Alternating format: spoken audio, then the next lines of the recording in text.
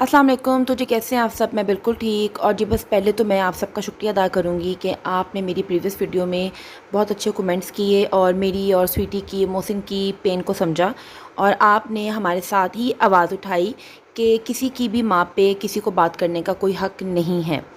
तो स्वीटी पे जिस तरह से आप सबको पता है कि बहुत से बातें आ रही हैं, बहुत से गंद उछाले जा रहे हैं, तो वो सब कुछ तो हम बर्दाश्त कर सकते हैं क्योंकि उसके अंदर कहीं पे भी कोई रियलिटी नहीं है, क्योंकि ये जगह ही इस तरह की है, तो यहाँ पे ये सब कुछ मिलेगा। लेकिन माँ पे कोई भी औलाद बात बर्दाश्त नहीं करती। तो आप सब ने हमारा साथ दिया, और जो लोग ये वीडियो बना रहे हैं उनको तो कभी भी नेकी की हदायत आ ही नहीं सकती, क्योंकि वो ज़हनी तौर पे बीमार हैं। अब जी मैं आपको यहाँ पे बताती चलूँ कि मैं बुंदू खान में आई हूँ, और मैंने यहाँ पे करवाना था डिनर सलमान के अंकल का।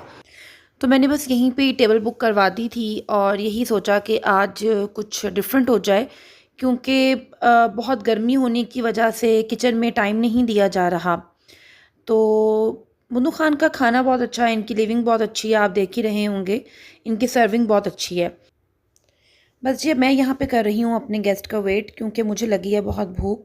तो उन्हें कॉल की, बस कहते हैं कि हम पहुँचने ही वाले हैं। तो मैंने सलमान से कहा कि आप इस दौरान खाने का ऑर्डर दे दें, जो मंगवाना है आप डिसाइड कर लें, ताकि जब वो आएँ तो खाना रेडी हो और फ़ौरन ही टेबल पे आ जाए, उन्हें वेट ना करना पड़े।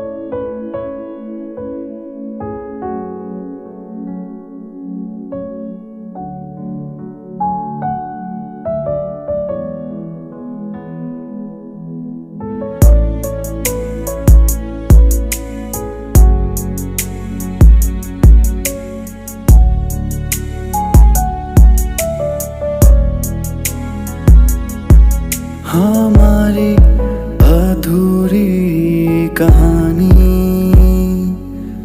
हमारी अधूरी कहानी, हमारी अधूरी कहानी, हमारी अधूरी कहानी।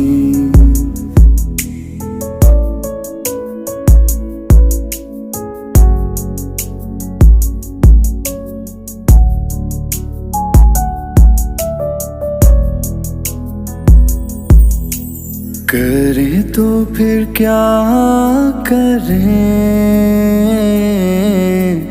तेरे बिन कैसे जिए। आँखों में प्यार लिए, बोलो कहाँ कहाँ फिरे। ओ सजनी पास बुलाओ ना, के दिल आज टूटा है, आज टूटा है।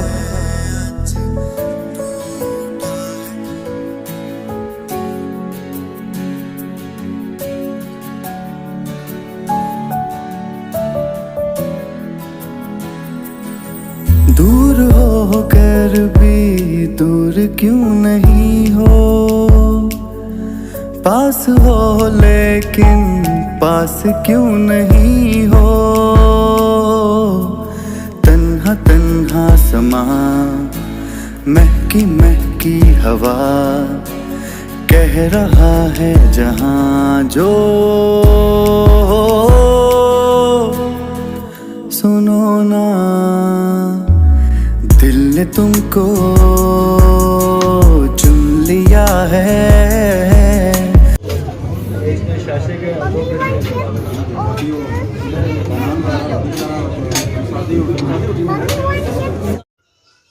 बस जी यहाँ पे मेरे फादर इन लॉ और हस्बैंड जो हैं वो मेन्यू डिसाइड कर रहे थे।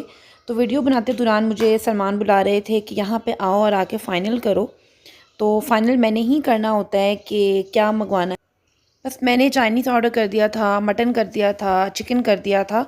तो सलमान यही कहते हैं कि कुछ नया भी कुछ ऑर्डर करो, कोई नई चीज़ भी होनी चाहिए। तो मैं दरअसल कुछ नया ट्राई करने से डरती हूँ। अव्वल तो करना भी चाहिए, लेकिन ज़रा मैं डरती हूँ कि पता नहीं कैसा खाना आ जाएगा। अच्छा खुद खाना हो तो ठीक है, लेकिन अगर आपने गेस्ट बुलाए हैं तो आप इस चीज़ का रिस्क नहीं ले सकते। हम लोग जब कोई फ़ंक्शन करते हैं या कोई इसी तरह से कोई छोटा मोटा सा खाना करते हैं, तो हमारे लिए मेहमान की इज़्ज़त सबसे पहले होती है। हमारी पूरी कोशिश होती है कि हम हर हद तक अच्छी से अच्छी जगह डिसाइड करें और अच्छे से अच्छा खाना डिसाइड करें। हम लोग इस चीज़ में कॉम्प्रोमाइज़ नहीं करते और हमारी शादी के मौका पे भी यही होता है कि लड़की वाले लड़के वालों को रिस्पेक्ट देते हैं और लड़के वाले लड़की वालों को रिस्पेक्ट देते हैं।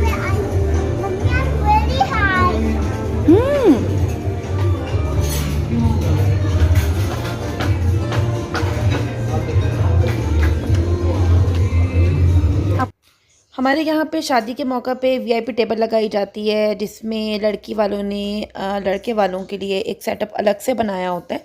वैसे तो सभी मेहमान इज़्ज़त की जगह पे होते हैं, उनके लिए भी कोई ऐसी बात नहीं है। और या तो कुछ लोग टेबल्स लगवा देते हैं या फिर सब मेहमानों के आगे खाना पहुंचाया जाता है। लेकिन वीआईपी टेबल जो लगाई जाती है उस पे ख़ास लड़के के जो फैमिली है उस उनकी बहनें कह लें या फिर आप पेरेंट्स कह लें या उनकी मर्ज़ी वो जिसको भी बिठाना चाहते हैं, क्योंकि दोनों साइड्स पर टेबल लगती हैं तो उन्हें बिठाया जाता है और वेटर्स उनकी टेबल के साइड्स पे खड़े किए जाते हैं कि इन्हें पानी बॉटल हर चीज़ यहाँ पे प्रोवाइड की जाएगी। बाकायदा तौर पे डाइनिंग सेट की जाती है, फिर उन्हें बुलाया जाता है और बिठाया जाता है। तो हमारे यहाँ पे ये चीज़ें बहुत काउंट होती हैं। और इसी तरह से जब लड़का वलीमा करता है तो लड़की वालों को भी यही रिस्पेक्ट दी जाती है, क्योंकि दो रिश्ते जुड़ रहे होते हैं और मेरे ख़्याल में तो उनके अंदर इज़्ज़त और लिहाज रहना चाहिए। फिर ये चीज़ें लड़की के साथ लाइफ टाइम तक चलती हैं। अगर स्टार्ट में ही लड़की की तरफ से मसले मसाइल बन जाते हैं तो फिर वो गिले शिकवे कभी भी ख़त्म नहीं होते, क्योंकि लड़के वाले अपने साथ अपने समधी लेके आए होते हैं। उनकी रिस्पेक्ट में कमी आ जाती है, उनके दामादों की रिस्पेक्ट में कमी आ जाती है। तो फिर इस तरह से बहुत सी चीज़ें फिर आगे तक चलती हैं। तो हमारे यहाँ पे इन चीज़ों का बहुत ज़्यादा ख्याल किया जाता है। हम पर हेड भी नहीं देखते कि भाई हमारे यहाँ पे पर हेड अगर हम 3,000 रुपया दे रहे हैं या फिर हम 3500 दे रहे हैं, हमें इन चीज़ों से भी कोई फ़र्क नहीं पड़ता। हमारे लिए हमारा फंक्शन टॉप का होना चाहिए। हम बिल्कुल भी रिस्क नहीं लेते, ना रेस्टोरेंट्स का और ना ही अपने बैंक्वेट्स का।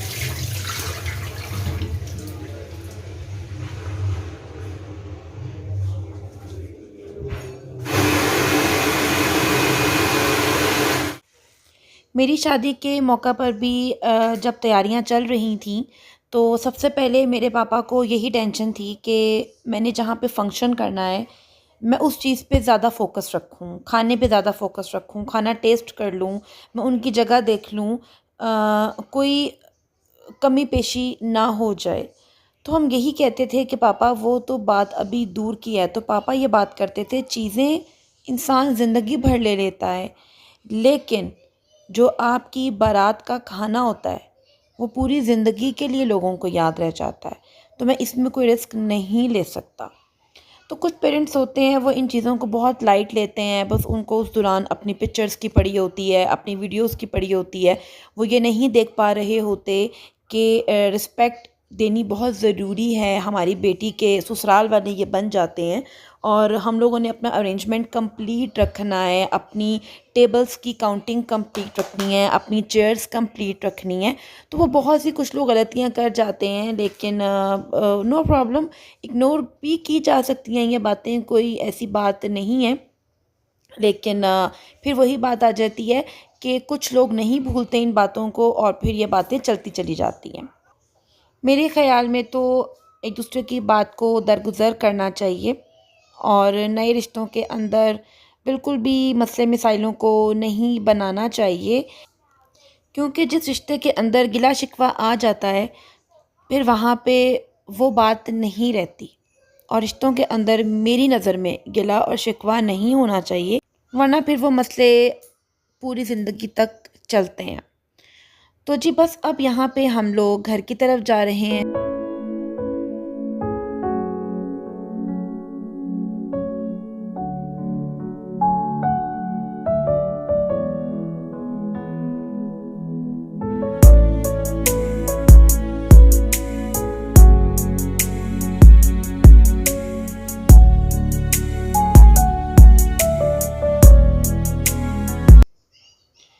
आप ये देख सकते हैं कितने खूबसूरत घर बने हुए हैं, लेकिन यहाँ पे कोई रहता नहीं है। कि तमाम घर बंद हैं और यहाँ पे बस गार्ड वगैरह होते हैं या सिर्फ लाइट्स वगैरह ऑन होती हैं, या फिर कोई एक दो घर ऐसे होंगे जिनमें किसी की रिहाइश होगी। और मैं यहाँ से गुजरते वक्त यही सोचती हूँ कि ऐसे घर का भी क्या फ़ायदा जिसे आबाद ही नहीं किया गया।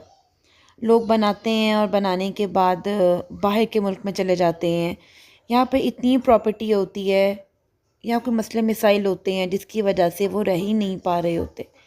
तो बस मैं इन घरों को देख के यही दुआ मांगती हूँ कि अल्लाह ताला घर हो लेकिन हरा भरा हो, यानी कि माँ बाप के साथ हो, हस्बैंड के साथ हो, बच्चों के साथ हो, आपकी फैमिली के साथ। बस जी, इस वीडियो को बनाते वक्त मैंने थोड़ा सा अपने गेस्ट की प्राइवेसी का भी ख्याल किया था, क्योंकि मैं नहीं चाहती कि कोई एतराज़ करे। तो अब जी आप मुझे इजाज़त दीजिए और इंशाल्लाह मैं नेक्स्ट वीडियो आपके साथ बहुत जल्द शेयर करती हूँ। तब तक के लिए दुआ में याद रखिए। अल्लाह हाफ़िज़।